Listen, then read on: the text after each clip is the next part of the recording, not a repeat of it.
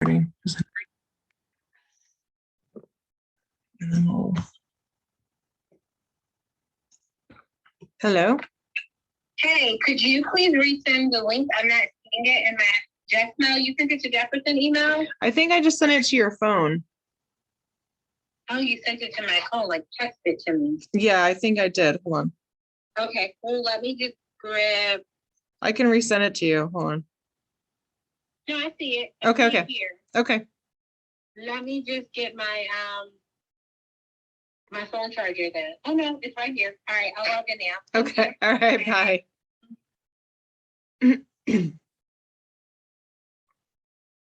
Okay. Hi, buddy. Come here. What are you doing? What's the matter? Come here. What's the matter?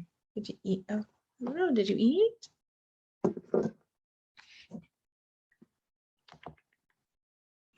Hi, buddy. Come here. What's the matter? Oh, Mommy's gonna only go on for a little bit. Jesus is king over you, Susie, buddy. Jesus Christ is king. Yes, yes.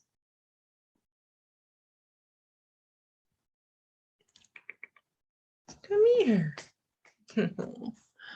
Is Jesus Christ king of you? Yes, yes. Yes, buddy. What's the matter? All right, let's just get going here.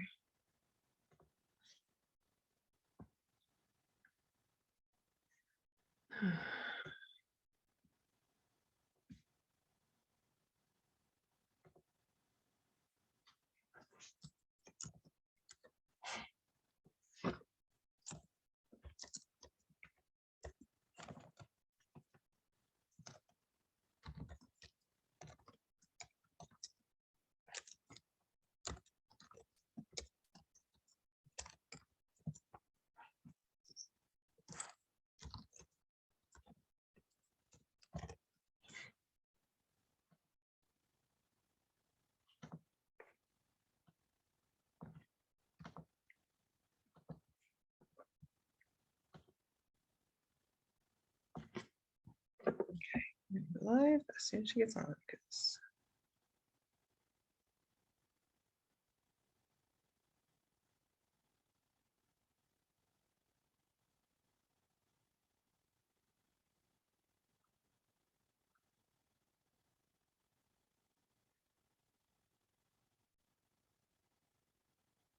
level. I'm giving it to you. Just can't.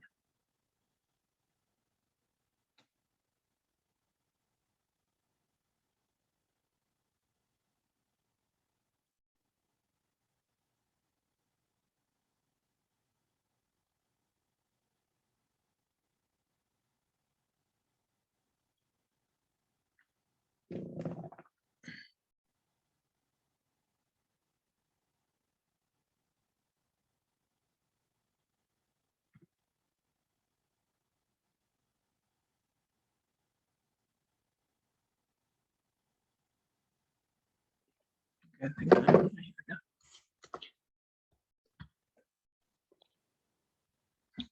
I think that'll be good. Hello there. Wait. Hi. Hi. Is this okay, this angle, or should I do like the longer angle? It's okay, but now you're sideways. Oh, there you are. Thanks. All right. I would do it on, I was anticipating doing it on the laptop. That's why I was like, I'm sorry. I think you could still, I could like, it could forward it to your laptop. Like you could forward it to your laptop from your phone if you wanted to do that. Okay. Yeah, I think I probably should. I'm just, the cell phone thing is so iffy. Okay. So then I'm right here, so I can just log right in from my laptop.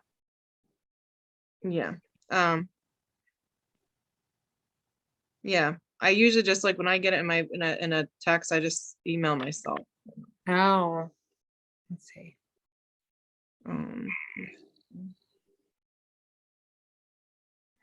Or I just take the link and I copy and paste it into an email. Got it. Let me see here. I don't know if hold on. Copy link. Yeah, I don't know what email you have. I don't think. Maria.harley@jefferson.edu.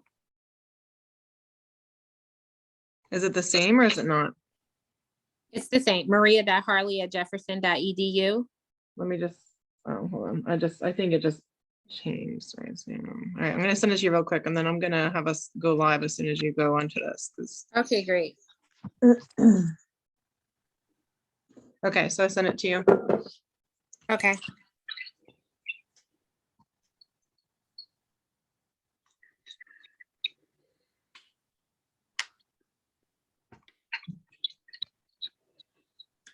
All right, so I don't see it as of yet. Okay, wait, it just came up.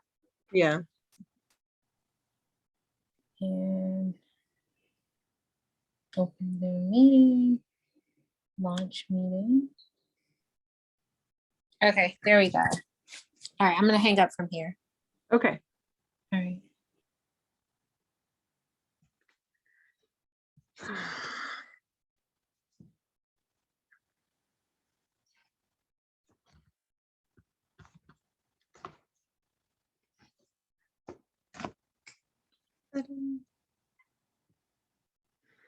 Okay, there we go. And you can hear me? Yes, I can hear Okay. you. Hello. All right. Well, thanks for doing this. I'm going to go live now. Okay. And I have it recorded. Okay. All right. So hi, everybody, and welcome to Traumaplicity Talk Show. My name is Dr. Amanda Helman, and we look at trauma, and then we look at simplicity, which is taking a simple part of complex trauma or different parts of trauma and helping our brain know that we can move step by step through things. So I'm really excited. We usually are starting this at 7. Today's a little later. I did mark that on the page and I apologize, it's a little even later, but we are beginning. And so I'm excited. I have my guest, Maria Harley, who is here with us today. And I met her in our trauma counseling, community counseling program, and she's going to be sharing her story today. So certainly tune in. If you have questions, you can let her know. So thank you, Maria, for being here. It's nice to have you. And if you have anything else you'd like to share about your background or who you are or what you're doing, that would be great too. Thank you, Amanda. So I am Maria Harley. I currently work in the field of, I work with people with traumatic brain injuries. I do have a master's degree in clinical counseling with a trauma focus. I'm really excited to be here and share with you today. I follow, Amanda and her work, Dr. Amanda, her work is like awesome. And it's really a privilege to have an invitation for today. So thank you. Absolutely. Yeah. And I'm glad that you bring in a lot with the traumatic, brain injury or just different capacities that you work. So I think that also helps. So thank you for being here. And today the focus is really looking at you and your journey and taking a part of your story, whatever you feel led to share. Maria, so I'd like you to share with the audience, what is one part of your trauma story that you had, and then how you were able to overcome it, as you shared. Yeah, I think one of the biggest part of my trauma story was just kind of, I grew up in like the inner city. So I was exposed very early on in my life to a lot of trauma, like things that I probably didn't understand then, how traumatic it potentially could have been. I know what I felt, right? Just kind of seeing memorials on corners in my community or hearing about, shootings and deaths. I think that my parents and my family, they did an awesome job of keeping me away from what was happening around me. And that almost sounds impossible, but I think that, they kept me very active in my local church and, around people who would be able to kind of steer me in the right direction. So I think I learned resilience very early on, as well as just kind of navigating through systems that was probably a little more difficult than some others may have been accustomed to. I think the part of that is has been, I guess, a testimony for me is just kind of being able to transition my life and not falling victim to my environment or not falling victim to circumstances or any lack of resources that I may have had, but really doing the work and accepting, the helping hands along the way to get where I desired to be. And I often say to myself, Dr. Amanda, I will live the life that I deserve and not necessarily the one that I was given. Sometimes, we are born into situations that's not ideal, but, for me, my spirituality, I believe in, Jesus Christ, and just like God's mercy has really brought me so far. But, like through the teachings of the Christian faith, I've also learned so much. So yeah, I think that part is like, just awesome. I would say, just not falling victim to my surroundings or my situation. Yeah, that's really powerful. And I really, you shared about how much you witnessed early, and that you said that a really powerful statement that you can choose a different part. Like it doesn't, what you experience doesn't have to be your experience now. Like it could be different. And I think that's really powerful. And again, like it takes time to unlearn some things no matter where, but for that, and there is part of that journey, but even from where you came, and even say, okay, even from that, but also your passion, I think, is to not just for yourself, but wanting communities and generations, right? To follow, be able to do the same thing, because everybody deserves to have safety, right? And have a good community. So I think that's amazing that you paved the way and you're still paving the way for others. Yeah, thank you. You're welcome. So tell me, and you talked about some of that story, but what are 3 or 5 simple, and again, we know that there can be complexities, but some 3 or 5 practical tips that you use during your journey? I know you said about your faith, you talked about again, the supports, but 3 to 5 things that really stuck out to you for you overcoming some of these deeper pains to bring you to where you are now. I would say, first of all, my faith just kept me really grounded. The teachings of my family, so family practices, like, having individuals that were willing to speak life over me, even when I may not, I probably wasn't able to kind of, see a way. Having people around me that was just speaking life would be number 2. I think number 3 was just my eager or hunger to like want to succeed, like my eagerness to make it, further than what I saw at that moment. Believe it or not, Amanda, television shows played a huge impact as well. Watching shows like A Different World, Step by Step, Family Matters, all those things really helped me. And I think I'm more of a practical kind of person. And so those are just like practical kind of things that allowed me to kind of escape for, momentarily from like whatever was happening in my community and kind of explore, things from a different perspective.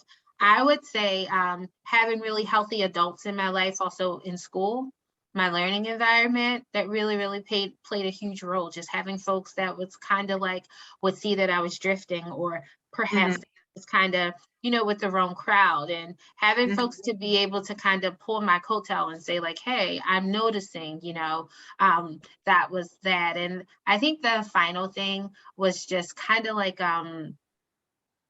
as I was surrounded by like some things that could have potentially been unhealthy, but I also was surrounded by some folks and some things that were actually very healthy. So just me being able to see different family members who was kind of like transitioning into life, like older cousins or whatever, who, were like going to college and traveling, that really helped me a lot. So I would, really, and again, those are just very, very practical things, but because I'm a practical person, those were kind of like nudges that really helped bring me through.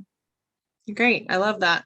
And I love how you shared a couple. I just wrote them down just that helped me just, as you were sharing. But faith was huge. And you mentioned that before, but also like now just really being an anchor, and then your support of your family and your friends. And I like one of the things where you talked about television, because again, some of those things might have been modeled as like, oh, that's possible. And you were able to have visuals, and you said even some escape. So it was used like for like inspiration, but also for escape, right? Like we're like, okay, this might be needed because I don't want to deal with what's happening.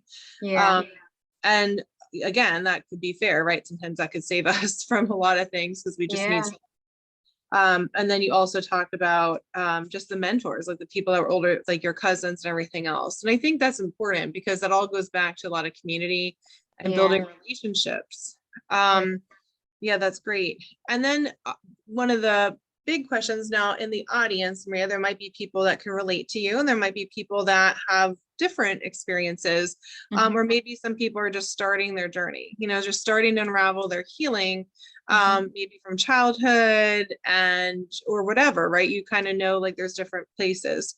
So I want you just to speak maybe either a word of encouragement, or like, what would you say to people that are on this journey and maybe that is similar to yours? So I would say, first of all, it is possible. I think that it's very important to get accountability partners, people who will hold you accountable, if they see you straying away. Try to get around people who are either in the middle of or have already accomplished where you're trying to go, because they have a lot of information to share with you. Be diligent, in your walk and in your journey. Be true to yourself. And one of the biggest things that I have been doing this year is have a plan. Don't just have a goal, have some action steps, and write it on paper if that helps you. Something to reference, to keep you on track, and to take you back to your why. Why are you doing this? Who will this benefit? Those things are very, very helpful, have been very helpful for me.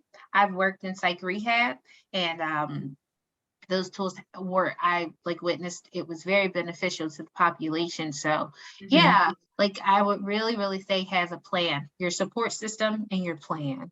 Yeah, that's good. I like the support system and the plan and the why. Why did you even begin this?